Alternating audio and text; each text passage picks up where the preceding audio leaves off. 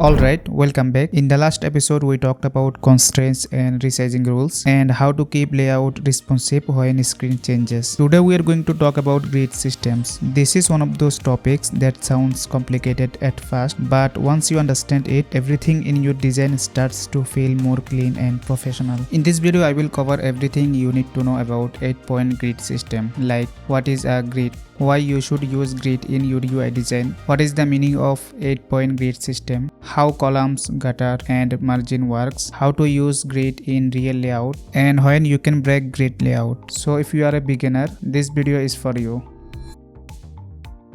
First, let me tell you what a grid really is. A grid is not something fancy. It's just a guide. It helps you decide where things should start, where they should end, and how much space should be between elements. That's it. Grids don't design for you. They help you stay consistent. And consistency is what makes a UI feel professional. As you can see here on the screen, we have a bento box with 5 boxes. And each box sitting on columns, like first 2 boxes sitting on 6 columns, and each of these 3 boxes are sitting on 4 columns. So to keep consistency, I put all the boxes on columns. The gap between these boxes are 24. This consistency is possible because of the columns. I will show you how. First, let me tell you why you should use layout guide or layout grid. Both are same. If I turn on this 12 column layout, as you can see, all of these boxes are sitting on columns perfectly without going outside. That is the reason why each of these boxes are looking perfect. If I open this column setting, as you can see, the gutter amount is 24, which is multiples of 8. Gutter means the gap between each columns. As you can see the black gaps between these columns. So since we set the gutter to 24 and between each cut we keep one gutter gap, the gaps between each cuts are now 24. Now let's talk about the 8-point grid, because this is the most commonly used system in modern UI design. The idea is very simple. All spacing values should be multiples of 8. That's it. As you can see here in our layout grid, we used 80, which is multiples of 8, and 24, which is also multiples of 8. So instead of random numbers like 13, 19 or 27, you use numbers like 8, 16, 24, 32, 40, 48, etc. This is not only for layout grid. This applies to padding, margins, spacing between elements, component sizes. Now the question is, why 8? Because it divides nicely into smaller numbers, works well on different screen sizes, and scales cleanly across devices. You don't need to remember anything fancy. Just remember this rule. If your spacing is divisible by 8, you are probably doing it right. You can also use this 4-point grid system. This is also pretty useful and very similar. Sometimes I personally like this one. The difference is, instead of 8, you will multiply by 4, like 8, 12, 16, 20, 24, 28, 32, etc. Now let me show you how to set up layout grid before starting any project. So I'm going to click here, select the frame tool and take a desktop frame. Now go here and click on layout grid. Click here and select column. As you can see, now there are 5 columns. For desktop, type 12 column. As you can see, there are now 12 columns. We can increase the opacity. I think 10% is okay, so you can see the content clearly. Then you have to select type.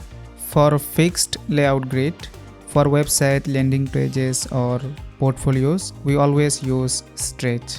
So the container width always stay consistent. The margin will expand and shrink. If you are designing for dashboard or web apps, then you can select others like center or right, left if you need. For websites and portfolios or webflow sites, we usually use stretch. Then let's talk about margin. First I will type something like 24. So you can see the margin. As you can see, margin means outside of the columns. If I increase it like 80, as you can see, this is the margin on both sides. So you can use any margin you want. It depends on your site, like how much space you need for your content. I usually use 80 or 160 if the website content is very small. Or if I am not sure, I usually use 80 or 96. You can use any number multiples of 8 like 24, 160 or anything. Then let's talk about gutter. Gutter means the space between each columns. For gutter, we also use any numbers multiples of 8 like 24 or 32. I usually use any of these number 24 or 32. And if you need small gap, you can use 24. So this is for desktop. Now let's talk about tabs. So I can select this frame and click on template and select any template you want. For now, let's select this one. Okay, so again go here, click on columns, and columns count will be 6 and type will be stretch. You can play with these colors. Then it's time to set up margin. You can use 24 or 32. Both are multiples of 8. For gutter, I usually use 16 pixels, which is recommended. This is the minimum, because if you use below this number, maybe sometimes it will go outside of the screen, or on some devices it will go outside. Now let's talk about mobile phone. So I'm going to select any device. For now, let's select this one, iPhone 16. Again click here, layout grid, select columns, and type will be a stretch. Margin will be something like 26 maybe, and gutter will be 26 as well. This is the settings I use most of the time. Now this was a vertical grid, but to design everything pixel perfect, we also need horizontal grid. So again select the frame, click here again, and this time instead of columns select rows, and rows count will be a big number like 1000. Now as you can see, rows are not visible. So first select the type to top, and now everything is visible. Then set height to 8, and gutter will be any number multiples of 8 like 8. Now that we have this horizontal grid, it will be very helpful for us to design pixel perfect. Let me draw a rectangle so I can show you how it works. I'll also change the color so you can see it clearly. Now let's say I want to make it little bit bigger. I'll just grab it like this, and as you can see, it's snapping to the next column or next row.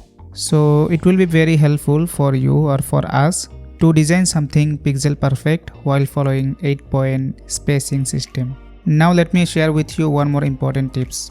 Let's say I want to change its position and put it a little bit below. If I hold shift and press down arrow, as you can see, it's changing position 10 pixel each time. So it's not following our 8-point grid system. So to make it change 8 pixel each time, we have to change the nudge amount. So go here, find nudge amount, and change the big nudge amount to 8. Then whenever you hold shift and press any arrow, it will change position 8 pixel each time. Now you can use the same horizontal grid for tablet and mobile devices. You don't need to change anything. Just copy the grid by pressing Ctrl+C from here and paste on mobile and tablet by pressing Ctrl+V. When you don't need this grid, you can just turn off this. Or you can use shortcut like Shift-G. It will be hidden or visible each time you press Shift-G. I use it every time. This is very helpful. So remember these shortcuts. So now you understand the meaning of layout grid, how to use them, why use them, and what is the benefit of using layout grid. If you have any question, please let me know by commenting below. And also don't forget to like the video and subscribe to the channel for more videos like this. Thank you for watching. I'll see you in the next one.